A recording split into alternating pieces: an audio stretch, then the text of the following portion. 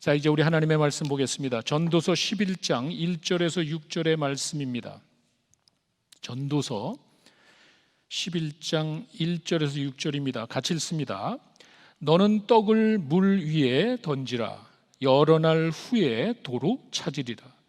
7에게나 8에게 나눠줄지어다. 무슨 재앙이 이 땅에 임할는지 내가 알지 못함이니라. 구름에 비가 가득하면 땅에 쏟아지며 나무로 부그러나 쓰러지면 그 쓰러진 곳에 그냥 있으리라. 풍세를 살펴보는 자는 파종하지 못할 것이요 구름만 바라보는 자는 거두지 못하리라. 바람의 길이 어떠함과 아이벤 자의 태에서 뼈가 어떻게 자라는지를 너희가 알지 못함같이 만사를 성취하시는 하나님의 일을 내가 알지 못하느니라. 너는 아침에 씨를 뿌리고 저녁에도 손을 놓지 말라. 이것이 잘 될는지 저것이 잘 될는지 혹 둘이 다 잘 될는지 알지 못함이니라. 아멘. 인생은 정말 가치가 있는 것일까? 전도서는 이 질문에 답을 주기 위해 시작을 합니다. 인생이 정말 가치가 있나? 우리가 살아가면서 한 번쯤은 고민해야 되는 이 깊은 인생의 문제를 가지고 전도서가 시작이 됩니다. 누구보다 많은 것을 누리고 누구보다 뛰어난 지혜를 가진 그 솔로몬이 그 주제를 가지고 그 문제를 가지고 고민을 합니다. 그리고 무엇보다도 우리 신앙인으로서 이 세상을 어떻게 살아가야 될지 거기에 대한 이제 답을 찾고 싶었던 것입니다. 솔로몬은 해 아래서 행하여지는 모든 일을 세심히 살펴보고 거의 모든 일을 해봤습니다. 자기가 실제로 체험해 보면서 깨달은 진리를 우리에게 이야기를 해줍니다. 그러면서 인생이 가치가 있나? 그 결론은 아니라는 것입니다. 인생은 가치가 없다는 거예요. 단지 허무할 뿐이다. 이렇게 이야기를 합니다. 그래서 전도서 시작할 때 1장 2절에 가시면은요, 전도서가 이렇게 시작이 됩니다. 인생이 헛되고 헛되며 헛되고 헛되니 모든 것이 헛되다. 오죽하면 이렇게 했겠습니까? 그런데 솔로몬이 그냥 인생이 헛되다라고 이야기하는 것이 아닙니다. 그냥 인생이 가치가 없다고 이야기하는 것이 아닙니다. 말씀드렸듯이 누구보다 많은 것을 누리고 누구보다 뛰어난 지혜를 가지고 해 아래서 행해지는 모든 일을 살펴본 결론이었습니다. 몇 가지가 있죠? 첫째는요, 인생이 너무 단순하다는 겁니다. 인생이 너무 단순해. 3장 19절에 이렇게 되어 있습니다. 인생이 당하는 일을 짐승도 당하나니 그들이 당하는 일이 일반이라. 다 동일한 호흡이 있어서 짐승이 죽음같이 사람도 죽으니 사람이 짐승보다 뛰어남이 없음은 모든 것이 헛됩니다. 이렇게 이야기합니다. 짐승이나 사람이나 똑같이 그냥 살다가 죽는 거야. 복잡하게 생각할 것이 없다는 인생은 그냥 단순한 거야. 뭐 동물이 죽는 거나 사람이 죽는 거나 똑같아. 그 다음에는 또 지혜를 이야기하죠. 지혜를 이야기하지만 그것도 별 의미가 없어. 결론은 1장 18절에 이렇게 이야기합니다. 지혜가 많으면 번뇌가 많으니 지식을 더하는 자는 근심을 더하느니라. 이게 무슨 말이죠? 인간의 지혜도 한계가 있는 거야. 내가 깨닫는다 그러고 하나님이 주신 지혜로 따지고 생각해 봤지만 결국에 모든 것에 답을 줄 수가 없다는 거예요. 인간의 지혜가 한계가 있고 오히려 생각이 복잡할 뿐이야. 부귀영화? 이거는 솔로몬이 누구보다 다 누려본 사람, 오로지 솔로몬만이 할 수 있는 이야기가 있죠. 이것이 2장 25절에 나와 있습니다. 먹고 즐기는 일을 누가 나보다 더 해보았으랴. 이건 솔로몬만이 정말 부귀영화를 다 누리고 내린 결론. 내가 하고 싶은 거 다 하고 누리고 싶은 거 다 누려봤지만 별거 없다는 거예요. 영원한 가치가 없다는 거예요. 거기에는 인간을 진정으로 만족시키는 요소가 없다는 거예요. 그리고 궁극적으로 인생을 허무하게 만드는 것은 죽음 때문입니다. 이건 피할 수 없는 거예요. 7장 2절에 나와 있죠. 초상집에 가는 거지 잔치집 가는 것보다 나아. 인생을 즐기려고 하지 말고 너희는 심각하게 고민하며 살아. 왜? 모든 것의 끝이 이와 같은 산자는 이것을 그의 마음에 둘지어다. 결국에는 죽기 마련이야. 그 앞에 인간은 아무런 힘이 없다는 거예요. 자, 이렇게 순수한 인간적인 관점에서 인생을 바라봤을 때 정말 허무하고 가치가 없습니다. 그런데 인생이 꼭 그런 것만은 아닙니다. 전도서는 거기서 끝나는 게 아니에요. 그렇게 간단한 책이 아닙니다. 인생이 그저 먹고 마시는 것만 생각하면 짐승과 다를 바가 없지만 하나님의 정하신 때가 있다는 거예요. 아무것도 아닌 것 같지만, 아니 지금은 아무런 의미가 없고 나에게 아무런 도움이 되지 않고 오히려 허무하다고 느낄지 모르지만 하나님의 정하신 때가 있단 말이에요.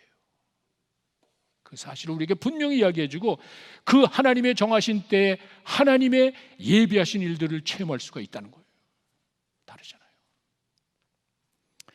인간의 지혜가 뛰어나서 세상 모든 것을 다 볼 수 있는 것 같지만 사실은 우리가 접하는 모든 문제들에 대해서 지혜가 설명을 다 할 수는 없지만 그 지혜를 가지고 우리는 미래를 준비할 수 있는 거예요. 인간만 하나님이 주신 그와 같은 능력이 있기 때문에 영혼을 사모하며 인간만 고귀한 도덕성을 가지고 미래를 준비할 수 있단 말이에요. 그냥 모든 것에 답을 줄 수 없다고 지혜를 포기해서는 안 된다는 거예요. 부귀영화? 그저 먹고 마시는 것으로 족하다면 아니 먹고 마시는 것이 내 삶의 목표라면 허무하죠. 왜? 그거는 절대로 인간을 만족시킬 수가 없습니다. 그게 아니잖아요. 부귀영화가 그런 목적으로 우리에게 주어진 게 아니잖아요. 선한 일을 위해서, 하나님의 일을 위해서 사용됐을 때 그 가치는 엄청난 겁니다. 그렇게 살아야 되는 거예요. 죽음은 피할 수 없습니다. 우리 짐승이나 인간이나 똑같이 죽음 앞에 무기력한 건 사실이지만 우리는 그것이 전부가 아닙니다. 어떻게 보면은 인간이 죽음 앞에 아무런 능력이 없고 제한된 인생을 사는 것 같지만 그래서 이 땅에서 삶이 소중한 거예요. 그래서 이 땅에서의 삶을 우리는 하나님의 선물로 느끼면서 기뻐하며 사는 거예요. 그리고 지금의 이 땅에서의 삶을 통해 다가올 삶을 바라보라는 거예요. 지금 여기서만 먹고 마시고 즐기는 것으로 만족하지 말고 또 다른 세계를 바라보라는 거예요. 이 땅이 전부가 아니라는 것을 가르쳐 주기 위해서 허무함을 준 거예요. 왜? 그게 전부가 아니니까. 전도서는 이렇게 우리가 가지고 있는 그 인생의 깊은 아주 복잡한 문제들을 하나씩 설명해 주면서 순수한 인간적인 생각만이 아니라 신앙인으로서 가져야 될 자세를 우리에게 가르쳐 주는 거예요. 그게 전도서의 어떻게 보면 밸런스입니다. 허무한 것은 사실이지만 그것이 전부가 아니라는 거예요. 아주 깊이 있는 책입니다. 그렇게 해서 허무한 인생을 의미 있게 살아가는 그 비결을 우리에게 설명을 해줍니다. 자, 이제 전도서를 마무리하면서 이제 다음 주에 전도서 마칩니다. 저도 FKBC의 설교 마지막을 다음 주에 합니다. 하여간 다 마치면서 이 11장으로 가면은 인생의 모험적인 요소가 있다는 사실을 두 가지 예를 들어서 설명합니다. 자, 이제 전도서가 거의 마칩니다. 그러면서 인생에 피할 수 없는 모험적인 요소를 두 가지 예를 들어서 설명합니다. 1절과 2절에서는 상인들이, 그 당시 고대 사회의 상인들이 이 배를 이렇게 상선을 배를 띄우면서, 또 3절에서 6절의 내용은 농부들이 그 씨를 뿌리는 그 장면 가운데 얼마나 많은 모험적인 요소가 있는지를 우리에게 설명해 줍니다. 그게 우리 인생이라는 거예요. 1절에 보시면은요, 너는 떡을 물 위에 던져라. 여러 날 후에 도로 찾으리라. 전에 우리 김준규 목사님이 청빙 집회에 오셔서 이 말씀을 전했죠. 아마 기억하시는 분들이 있을 겁니다.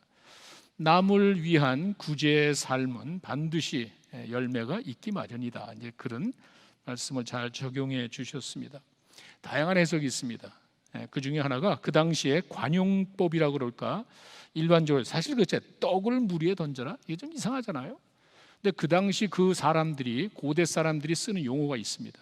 떡을 물 위에 던져라고 이야기했을 때는 곡식을 잔뜩 실은 그 배를 띄워 보내라는 거예요. 우리 동네에서 곡식이 나가지고 농사 짓는 사람들이 열심히 농사 졌으면 그 곡식을 가득 실은 배를 물 위로 띄워 보내라는 거예요. 그러면은 나중에 그 배가 거기 각 지역마다 가가지고 다 팔아서 이제는 우리에게 필요한 생필품을 가득 싣고 돌아오게 될 것을 염두에 두고 하는 말이에요. 사람들은 그래서 그 당시에 주로 사용하는 그 물물 교환하는 그 무역을 염두에 두고 이렇게 이야기합니다. 근데 그렇게 이야기하는 이유가 있습니다. 그 당시 배를 띄울 때 위험한 요소가 많죠. 위험한 요소도 많고 또 예측할 수 없는, 그러면서 우리가 컨트롤할 수 없는 그런 자연적인 일들이 참 많이 있습니다. 곡식을 잔뜩 실은, 우리 농사 한 해가 거기 다 들어갔는데 그 곡식을 가득 실은 배를 띄워 보내면은 이게 몇 개월이 걸려야 되는데 그동안에 무슨 일이 일어날지 어떻게 하냐는 거예요. 그렇잖아요. 그 당시에 뭐 아무런 무슨 기구도 없는데 돛담배를 띄워가지고 배를 띄우는데 이게 가다가 무슨 뭐 배가 암초에 부딪힐 수도 있잖아요. 암초에. 우리가 농사지은 그 곡식을 잔뜩 싣고 가다가 암초에 부닥쳐서 그냥 침몰할 수도 있고 폭풍을 만날 수도 있잖아. 그건 알 수 없잖아요. 그 다음에 해적들도 있습니다. 이 해적들이 갑자기 나타나서 곡식이니까 그거를 다 약탈해 갈 수도 있잖아요. 이렇게 예측할 수 없고 막을 수 없는 그런 조건들이 있어가지고 사람들이 두려워하는 거예요. 아, 이거 어떡하지? 배를 보내도 이거 어떻게 하지? 그러면 안 된다는 거예요. 그렇다 할지라도, 그런 위험 요소가 많고 모험적인 요소가 많이 있다 할지라도 그걸 감수해야 얻는 것이 있지 않냐. 그렇게라도 배를 띄워서 보내면은 그 배가 돌아올 때는 우리에게 필요한 생필품을 가득 싣고 오는 거 아니냐. 이제 그런 사람들이 그런 식으로 이야기를 합니다. 2절도 마찬가지입니다. 2절의 말씀 보시면요, 7개나 8에게 나누어 줄지어다 무슨 재앙이 있을지 내가 알지 못함이라. 이거는 뭐 요즘도 실천하고 있는 것 같아요. 여러분이 투자를 할 때 상인들이 뭐 주식 투자하듯이 할 때는 어디 한 군데에다 하는 게 아니죠. 모르니까, 재앙이 있으면 모르니까 몇 가지로 이제 나눠서 하죠. 그렇게 어딘가에 투자를 할 때는 한 군데에다가만 하지 말고 여기저기 몇 군데 해라. 너희가 모르잖아, 무슨 일이 날지. 그런 뜻입니다. 여러분들이 저축을 하시면은요, 특별히 여러분들이 연금을 부시면은요, 롱텀으로 연금을 붓는 그게 최소한도 4군데에서 5군데, 이제 10군데까지 나누어서 투자를 합니다. 여기 주식마켓이 크래시가 되더라도 딴 데서 돈을 벌어오니까 그걸 두고 이야기하는 거예요. 이렇게 장사하는 사람들은 여러분의 나눠서 해라. 그리고 거기 핵심적인 단어가 내가 알지 못함이라 이렇게 되어 있습니다. 오늘 본문에 보면 한 3번에 걸쳐서 내가 알지 못함이다. 그렇다고 가만히 있으면 안 된다는 거예요. 그걸 이야기하는 거예요. 내가 알 수 없는 미래와 예측할 수 없는 일들을 얻고 겁이 나서 가만히 있으면 거둘 것도 하나도 없다는 거예요. 그렇게 하지 말라는 거예요. 모험을 하라는 거예요. 모험을.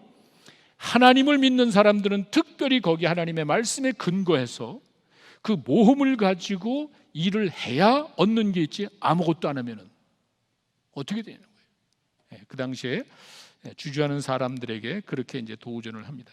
그리고는 이어서 3절과 6절로 가시면 농부들의 예를 듭니다. 아주 길게 설명을 합니다. 농부들의 설명은 뭐냐면은, 농부들이 그 당시에 씨를 뿌릴 때 그 상황을 여러분 한번 생각해 보세요. 뭐 지금같이 뭐 밭을 가꾸고 비료주고 이게 아니잖아요. 돌짝밭이에요. 돌짝밭.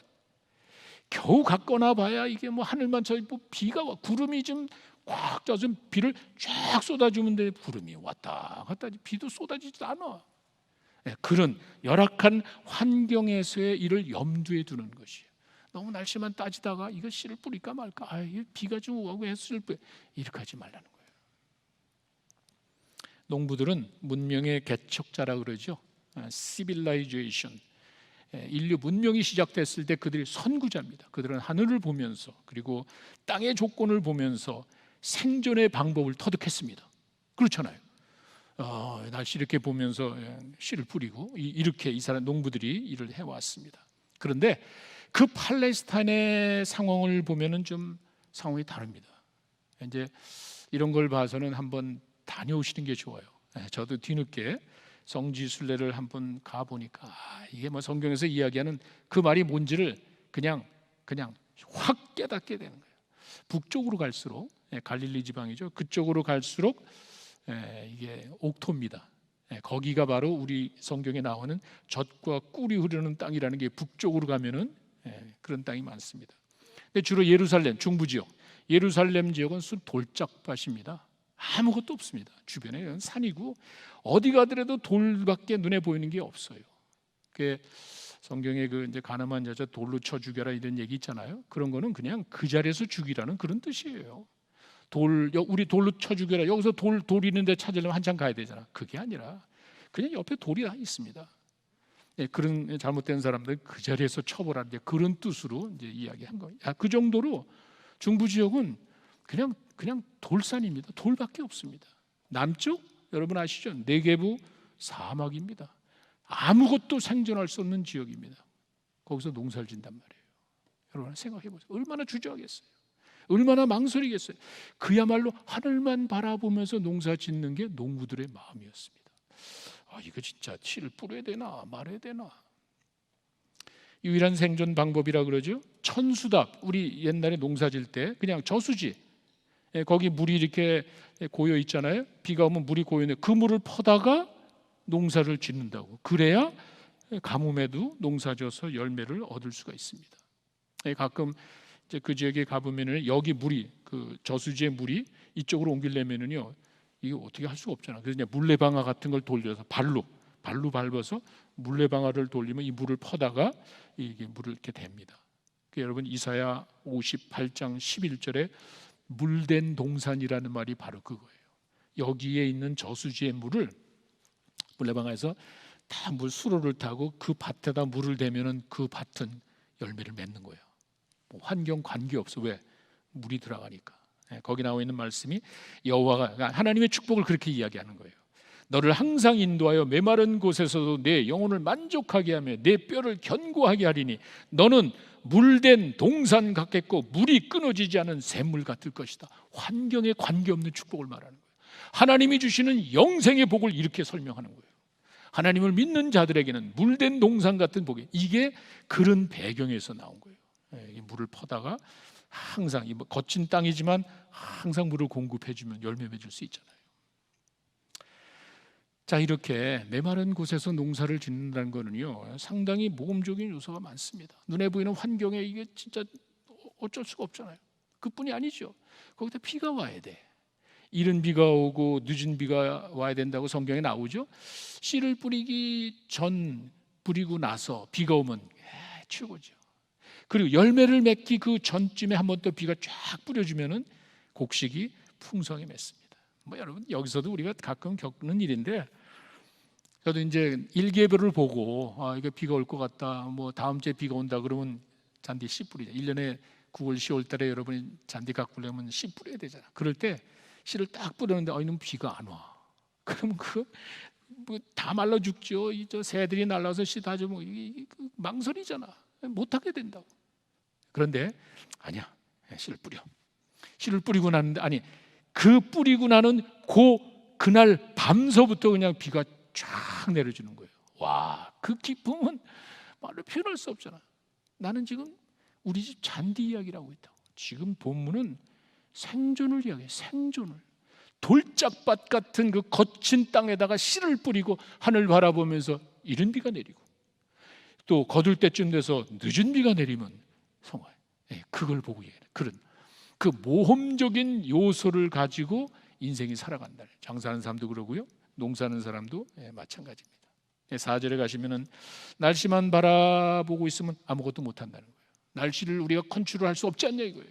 구름만 바라보고 이거 그렇게 하면 안 돼. 5절에 가시면 바람의 방향을 알 수 없다 그러죠. 이게 이제 바람이 이리 불다. 그것도 이제 씨를 뿌리는데 이제 우리 밭에다 씨를 뿌리는데 바람이 이렇게 불어서 일로 해서 우리 밭으로 들어오면 되는데 이게 거꾸로 불면 이게 또 난리잖아. 그런 여러 가지 요소가 있단 말이에요.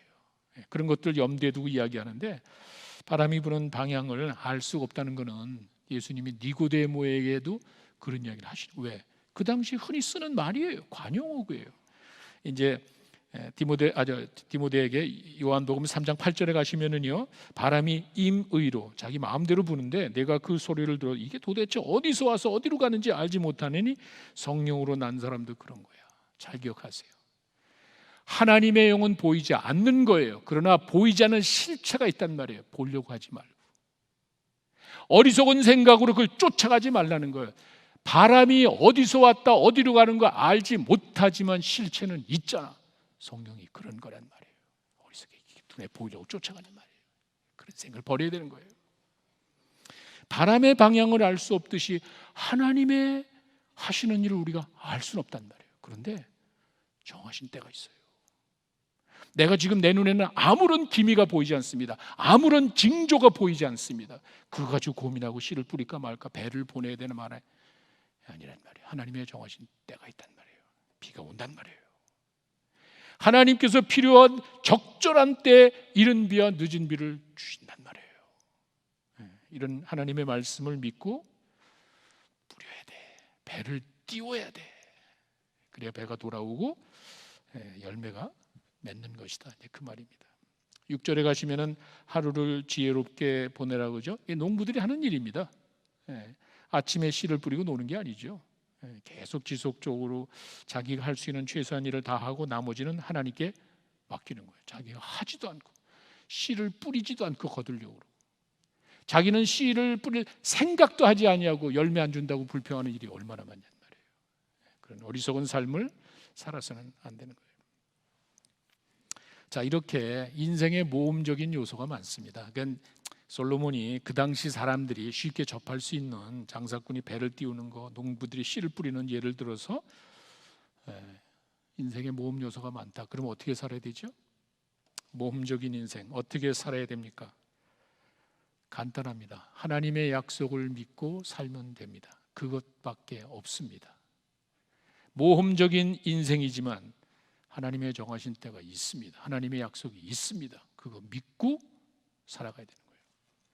눈에 보이는 현실이 아니고 지금 내가 하는 행동이 무모하게 보이죠. 물 위에 떡을 던지래. 이게 참 불안하고 이거 뭐 구름이 끼고는 어떻게 배를 띄워 보내냐는 말이에요. 지금 뭐 황량한 아무것도 없는 그 돌짝밭에 무슨 씨앗을 뿌리냐는 말이에요. 그런데 물 위에 떡을 던지면은 도로 찾을 거래. 약속이 있잖아요. 지금 내 생각에는 이해가 되지 않고 이해할 수 없지만 하나님의 약속이 있잖아요. 약속을 믿고 믿음으로 살아가라. 모험을 무릅쓰고 기상이 안 좋아도 또 내가 봤을 때 이거 가능성이 없다고 판단할지 모르지만 믿음으로 일을 추진해야 된다는 게 그 말입니다.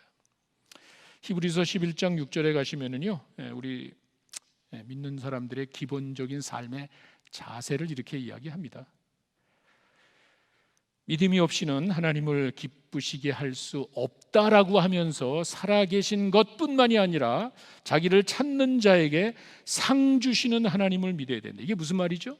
하나님을 지식적으로만 알려고 하지 말고 실제로 역사하는 하나님을 믿으라는 거예요. 여러분 한번 생각해 보세요. 여러분이 하나님을 다 믿고 있습니다. 아니, 하나님을 믿는다고 큰 소리 치고 있는데 이게 지식적인 믿음인지 정말 실제로 역사하시는 하나님을 믿는지 한번 확인해 보세요. 믿음은 행위를 수반한 거예요. 내가 하나님을 믿노라 하면은 그 믿음에 합당한 행위가 있어야 되는 거예요. 그것이 없으면 아무 소용이 없는 거예요. 머릿속에서 깨닫는 것이 아는 것과 믿는 것은 다르잖아요. 우리가 신앙생활 하나님을 뭐 사랑하고 하나님을 전능하시고 뭐 전지상 말로만 그렇게 할 것이 아니라 그 하나님을 믿는 사람답게 살라는 거예요. 그러면 하나님이 역사해 주실 줄로 믿습니다. 하나님이시니까. 물 위에 떡을 던지고 얼마나 무모해. 물 위에 떡을 던지고 돌짝밭에 씨를 뿌리는 것이 바로 믿음의 행위예요. 바로 그런 삶을 살아야 되는 거예요. 왜? 약속이 있잖아. 우리는 그렇게 사는 사람이에요. 여러분이 계산해서 때려서 계산 나오고 사는 게 아니잖아요. 그렇게 그것이 전혀 잘못됐다는 말이 아니라 거기에 얽매이는 하나님이 아니잖아요. 내 생각과 지혜와 체험에 얽매여 있는 하나님을 뭐하러 믿냔 말이에요. 그게 아니란 말이에요. 내가 모르고 내가 체험해보지 않았지만 하나님의 약속을 믿고 믿음으로 살아가는 여러분 되시기를 바랍니다. 또 있죠. 갈라디아서 6장 8절과 9절에 가시면은요, 뭔가를 해야 돼. 뭔가를 심으면 반드시 열매를 얻게 해주신다는 약속입니다. 자기 육체를 위하여 심는 자는 육체로부터 썩어질 것을 거두고, 열매가 있습니다. 결과가 있습니다. 성령을 위하여 심는 자는 성령으로부터 영생을 거둘 거라고. 그렇게 두 가지가 분명히 약속이 되어 있습니다. 그리고는 우리가 선을 행하되 낙심하지 말지니 포기하지 아니하면 때가 이름에 거두리라. 이게 중요하잖아요. 심으면 여러분이 인간적인 세상적인 욕심에 따라서 어리석은 생각에 따라서 심으면 그것 걷는 거예요. 잘 기억하세요. 그러나 보이지 않지만 내가 믿음으로 하나님의 약속을 의지하고 심으면 걷는단 말이에요. 선을 행하다가 낙심할 때가 많죠. 하나님 언제입니까? 많죠. 그러나 잘 기억하십시오. 포기하지 않으면 이게 믿음이에요. 끝까지 포기하지 않으면 때가 이름에 거두리라. 약속이 있잖아요. 그거 가지고 살아야지. 그 모습이 아름다운 거예요. 그 모습을 보고 하나님이 축복해 주시는 거예요. 계산해보고 요렇게 하면은 요게 나오겠다. 하나님이 역사하실 틈이 뭐가 있냔 말이에요. 우리 기독교는 그렇게 이어준 게 아닙니다. 내가 이해할 수 없고 지금 내 눈앞에 보이는 현실이 어둡지만 물 위에 떡을 낭비해버리는 모습인 것 같지만 돌짝밭에 이 바보 같은 어리석은 행동이지만 약속이 있잖아요. 하나님의 정하신 때가 있잖아. 하나님의 역사를 체험한다고 분명히 성경 이야기하고 있잖아. 뿌리라는 거예요. 뭔가를 심는 거, 낙심하지 않고 포기하지 않는 거, 이게 믿음이고 그 믿음에는 반드시 보상이 있다는 거예요. 우리가 사는 이 세상이 많은 위험 요소가 있습니다. 또 모험적인 게 많습니다. 너무도 불안하고 두렵고 이 위험한 세상이고 뭘 하기에 주저하는 게 사실이에요. 어쩔 수 없어요. 어린아이들 겁이 나잖아요. 그러나 한 번, 두 번 체험한 어른들은 그게 아니잖아. 어린아이에게는 겁이 나서 아무것도 못하지만 그걸 다 체험한 어른들은 아무 걱정이 없죠. 아무 걱정 없죠. 왜? 해봤잖아. 그게 믿음이에요. 해보지도 않고 두려워하는 게 아니라 믿음으로 해나갔을 때 역사하시는 하나님을 체험하게 된다는 그 말입니다. 자, 우리가 사는 이 인생이 모험적인 요소가 많습니다. 예측할 수 없고 우리가 컨트롤 할 수 없는 게 맞습니다. 그러니까 어떻게 하시겠습니까? 아무것도 안 하시겠습니까? 아무것도 거둘 게 없는 거예요. 여러분이 믿음으로 나가면 하나님께서 그 믿음에 대한 열매를 주실 줄로 믿습니다. 모험적인 인생 어떻게 살아야 됩니까? 하나님의 약속을 믿고 살아가면 됩니다. 그러면 하나님께서 여러분들에게 보상해 주실 줄로 믿습니다. 우리 잠깐 기도하겠습니다.